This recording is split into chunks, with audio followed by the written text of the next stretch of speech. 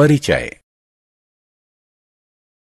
वह अवस्था जब मानव शरीर बचपन के पश्चात जनन वयस्कता को प्राप्त करता है, उसे किशोरावस्था कहते हैं।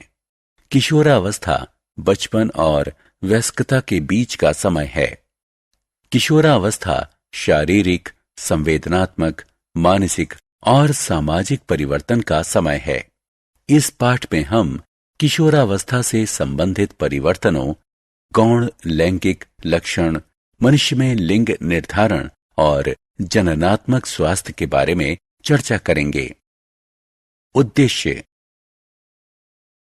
इस पाठ के अंत में हम निम्न करने में सक्षम हो जाएंगे: किशोरावस्था में होने वाले परिवर्तनों को पहचानना, द्वितीयक लैंगिक विशेषताओं के लिए उत्तरदायी हार्मोन को जानना, महिलाओं के जनन काल को समझना, मनुष्य में लिंग निर्धारण को समझना, जननात्मक स्वास्थ्य का महत्व समझना, शारीरिक आकृति में परिवर्तन, पुरुष, लंबाई में वृद्धि।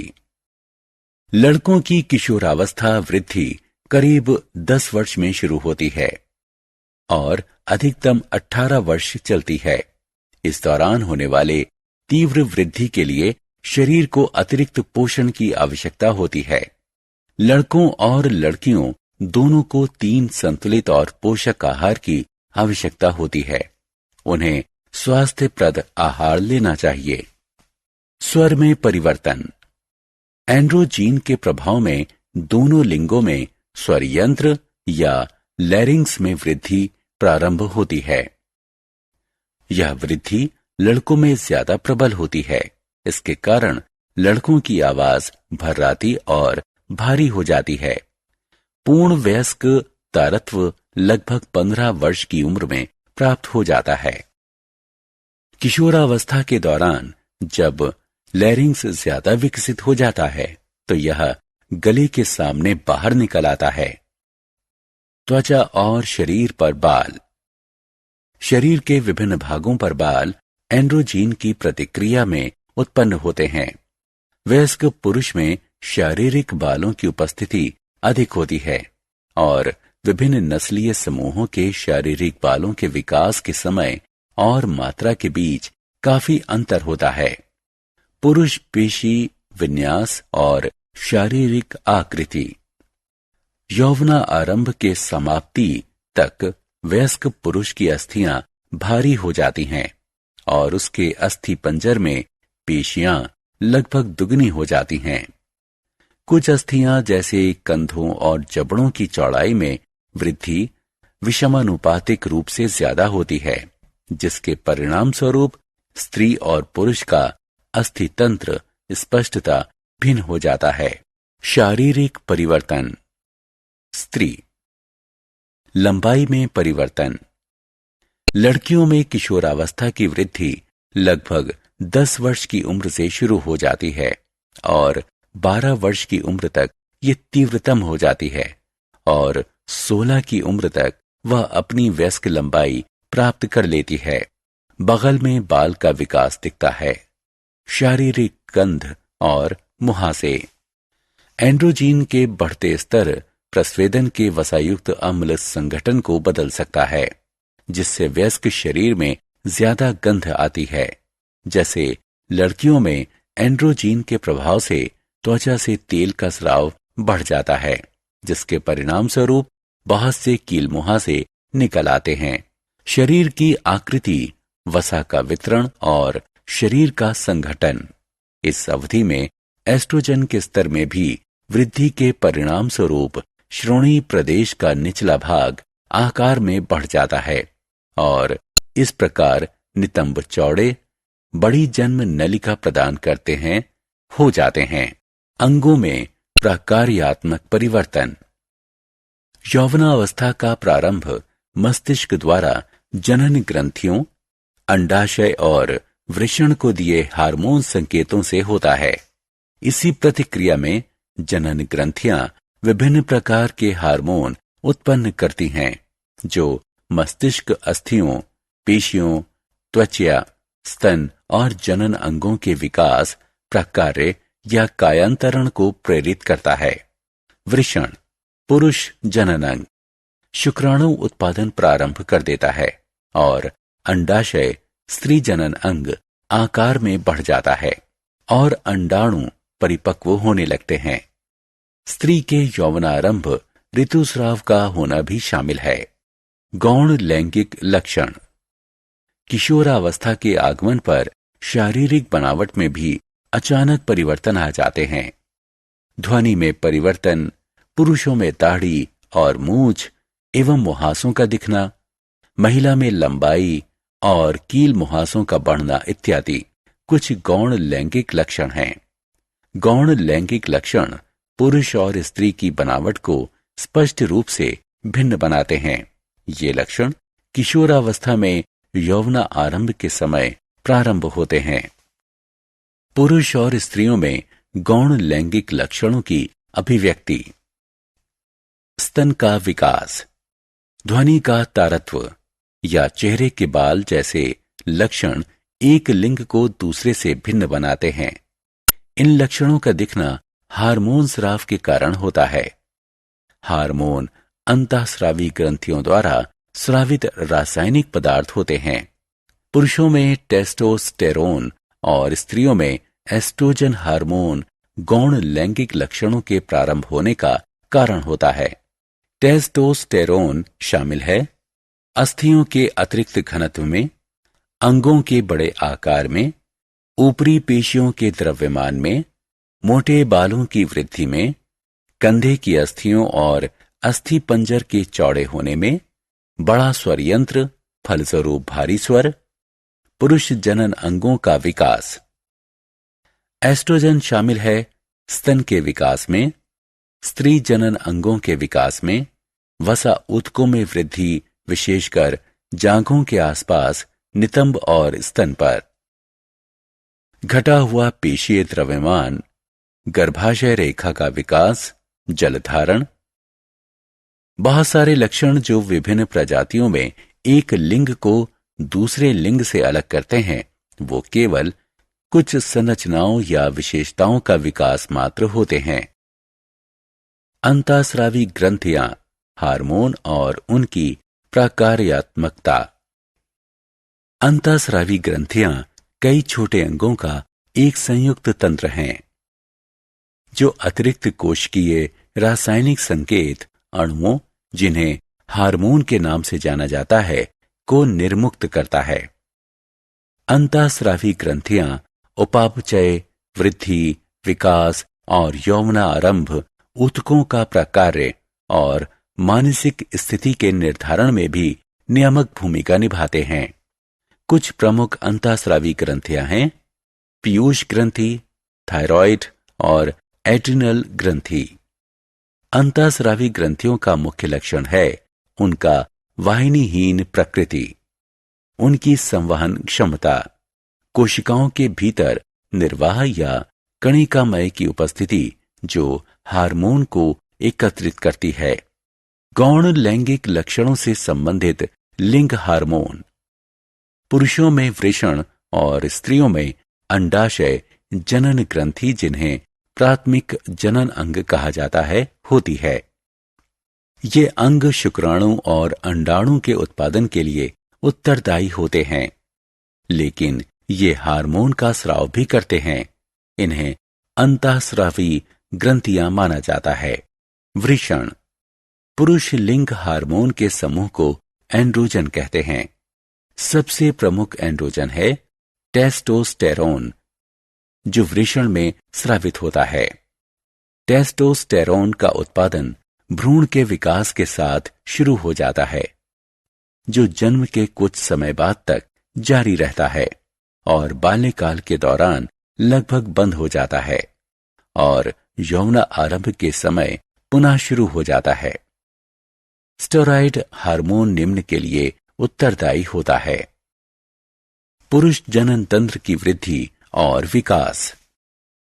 अस्थि तंत्र और पेशीय विकास में बढ़ोतरी, लैरिंग्स का बढ़ना और उसके कारण ध्वनि में परिवर्तन, शारीरिक बालों की वृद्धि और वितरण।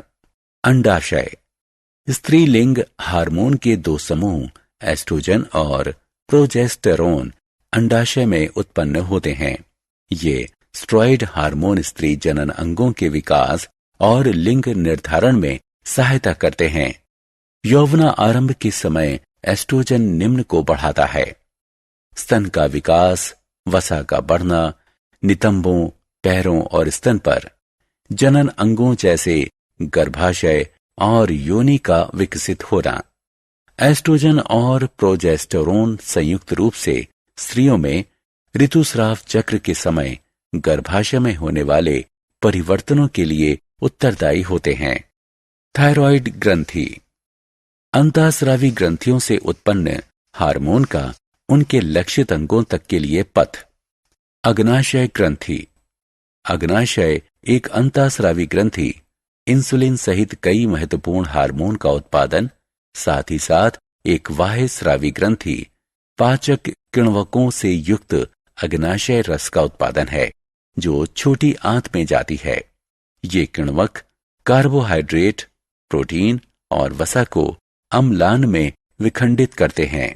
एड्रिनल ग्रंथि एड्रिनल ग्रंथि, जिसे सुप्रारेनल ग्रंथि भी कहते हैं, त्रिभुजाकार अंतःस्रावी ग्रंथियां होती हैं जो वृक्क के ऊपर स्थित होती हैं।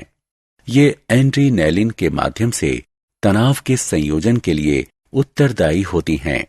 अन्य जीवों में हार्मोन कायांतरण एक जैविक प्रक्रम है जिसके द्वारा कोई जीव जन्म या उत्पत्ति के बाद शारीरिक विकास करता है।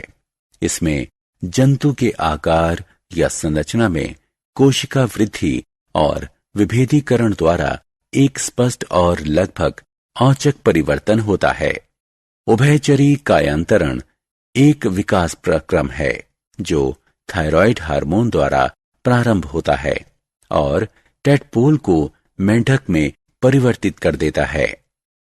बहुत से जंतुओं में वयस्क का रूप उनके पूर्ववर्ती लार्वा से पूरी तरह भिन्न होता है। इस चिन्हित रूपांतरण को कायांतरण कहते हैं। कायांतरण एक सुप्तावस्था, जिसे प्यूपा कहते हैं, के दौरान होता है। पालतू रेशम के कीड़े का सामान्य विकास का चरण इस प्रकार है: लार्वा, प्यूपा और वयस्क अवस्था। रेशम के कीड़े के कायांतरण के लिए उत्तरदायी हार्मोन है प्रोथोरेकिकोट्रोपिक हार्मोन। स्त्रियों में जनन काल। स्त्री जनन तंत्र। स्त्री जनन तंत्र में अंडाशय, अंडवाहिनी, गर्भाशय और योनि जैसे आंतरिक अंग, बाह्य शारीरिक संरचना और तन होते हैं।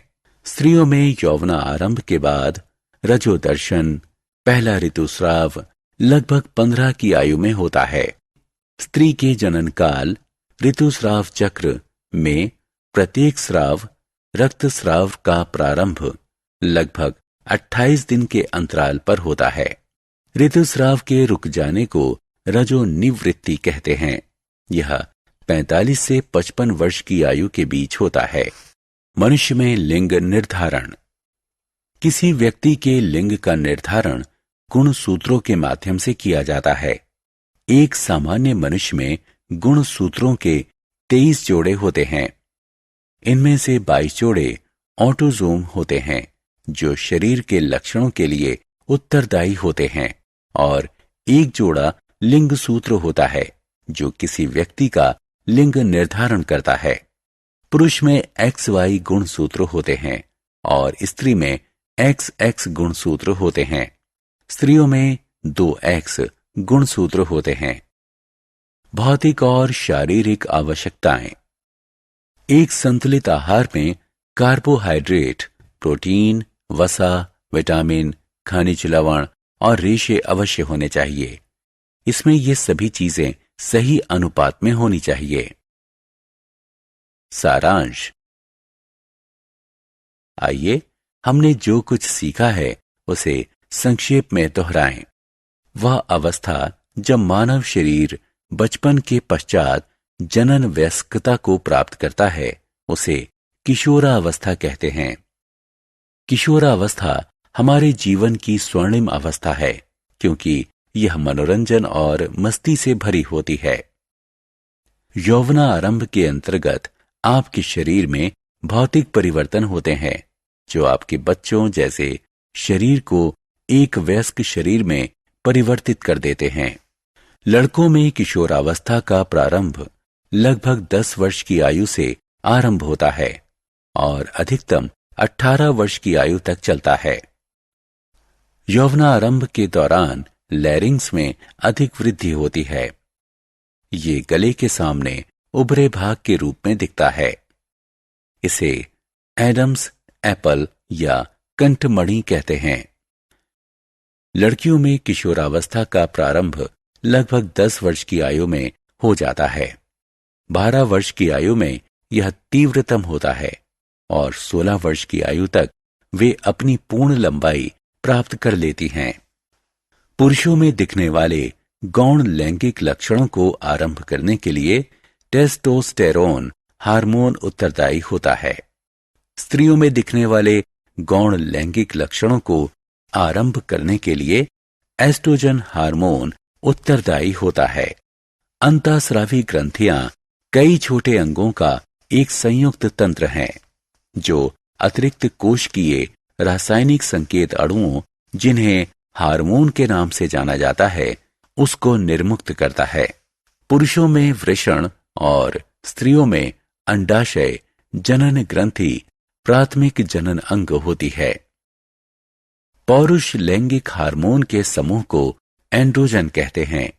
स्त्री के अंडाशय में एस्ट्रोजन और प्रोजेस्टेरोन नामक 2 स्त्री लैंगिक हार्मोन समूह उत्पन्न होते हैं।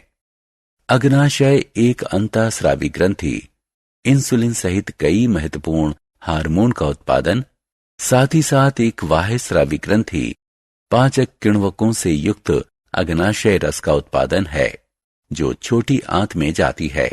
ये किण्वक कार्बोहाइड्रेट, प्रोटीन और वसा को अम्लान में विखंडित करते हैं। एड्रिनल ग्रंथि एड्रिनेलिन के माध्यम से तनाव के संयोजन के लिए मुख्य रूप से उत्तरदायी होती है। स्त्रियों में यौवनारंभ के बाद रजोदर्शन, पहला ऋतुस्राव लगभग 15 की आयु में होता है। स्त्री के जनन काल ऋतुस्राव चक्र में प्रत्येक स्राव रक्तस्राव का प्रारंभ लगभग 28 दिन के अंतराल पर होता है।